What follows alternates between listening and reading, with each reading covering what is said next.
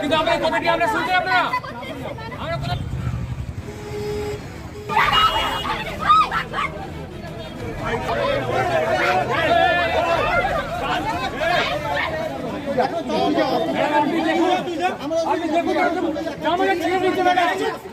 SFI और TMCP के बीच Medinipur college में भारी संघर्ष।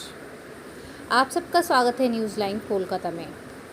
हड़ताल के समर्थन में जब एसएफआई समर्थक आज मेदिनीपुर कॉलेज के 1 नंबर गेट के सामने धरना दे रहे थे, तभी टीएमसीपी जिला अध्यक्ष रविंद्रनाथ घोष के नेतृत्व में टीएमसीपी के कुछ बाहरी छात्र जबरन अंदर घुसने की कोशिश करने लगे, ऐसा आरोप लगाया जा रहा है।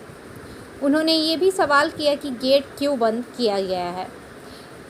इसके बाद दोनों गुटों के बीच जबरन संघर्ष छिड़ गया। इस घटना में दोनों पक्षों के कई लोग घायल हुए। इसके बाद टीएमसीपी कार्यकर्ताओं ने कुछ लोगों को घसीटकर बाहर निकाला और पुलिस के हवाले कर दिया। আপনারা প্রত্যেকেই জানেন গত পরশু দিন যে আমাদের শিক্ষামন্ত্রীর উপর যাদবপুরের যে বর্বরচিত অগণতান্ত্রিক যাদবপুরে যে গণতন্ত্র নেই, অগণতান্ত্রিক ভাবে যে আমাদের আক্রমণ হয় আমাদের শিক্ষামন্ত্রীর বিরুদ্ধে, এবং আজকে সারা ভারতে নাকি একটা এসএফআই সংগঠন যারা কখনো তাদেরকে মাঠে ঘাটে সাধারণ ছাত্রছাত্রীদের পাশে দেখা যায়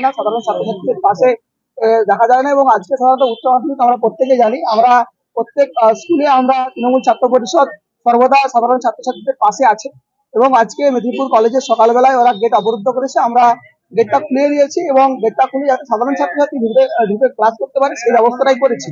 এবং আমরা অভিযোগ করছে যে তুমি এবং তোমার সব বহিরাগত এই হচ্ছে আপনাদের দেখাচ্ছে, এটা হচ্ছে পতাকার ওদের ফ্ল্যাগের দান।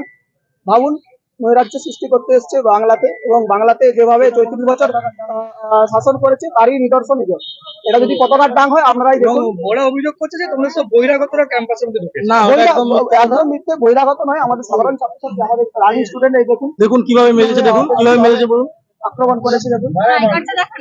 আমাদের এসএফআই এর ছেলেরা আছে, মুষ্টিমেয় যারা কোনোদিনও তাদের সাধারণ ছাত্রছাত্রীদের পাশে দেখা যায় না। এই বন্ধ ধর্মঘট হলে তাদেরকে আগিয়ে দেওয়া হয়, তারাই আজকে মাটি নিয়ে বেরিয়েছে। বহিরাগত কেউ ছিল আজকে? না, বহিরাগত কেউ থাকেনি, সবাই রানিং স্টুডেন্ট। একে মেরেছে গরম আমাদের এই কলেজেরই রানিং স্টুডেন্ট।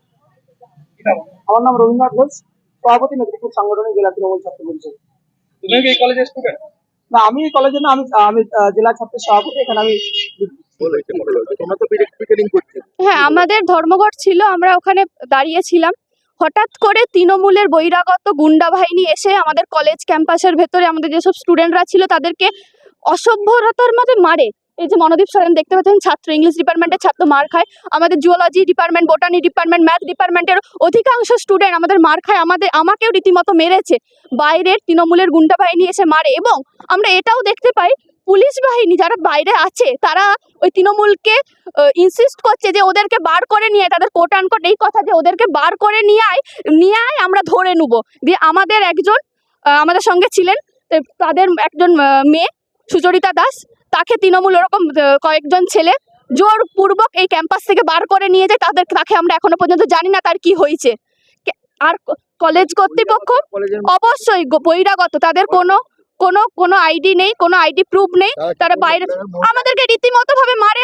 আমাদের কাছে হয়তো ভিডিও আছে, সেগুলো আমরা তাদের রীতিমতো ভাবে আমাদেরকে মারে। একজনের মাথা ফেটে গেছে। এই যে আমাদের আরেকজন ছাত্রী আছেন, ছাত্র ছিল। হ্যাঁ, ওরা কেউ ছাত্রী থাকেনি, পুরো একটা ছাত্র বলা যায় না, এদেরকে একটা গুন্ডা বাহিনী এসে আমাদেরকে মারে। মানে মহিলা আপনাদের সমর্থকদের উপরে পুরুষ, শুধু মহিলা নয়, মহিলাদের উপর তো মার খেয়েছি, তার সঙ্গে পুরুষ যারা ছিল, তারা আমাদের যারা ছাত্র ছিল তাদেরকেও এসে মারে। কেন এটা হবে? আমরা কলেজের মধ্যে, আমরা কি তাহলে নিরাপদ নয়? কলেজের গার্ডরা কোনো কিছু নেই, টিচিং নন টিচিং স্টাফরা দাঁড়িয়ে নীরব দর্শকের ভূমিকা পালন করছে, বাইরে থেকে পুলিশ প্রশাসন নীরব দর্শকের ভূমিকা পালন করছে, কিন্তু তারা এই কথাটা বলছে যে ওদেরকে বার করে নিয়ে আমরা ধরবো। আমরা এই ঘটনার তীব্রতম নিন্দা জানাই, এবং এরপরে আমাদের আন্দোলন আরো সুদীর্ঘ হবে।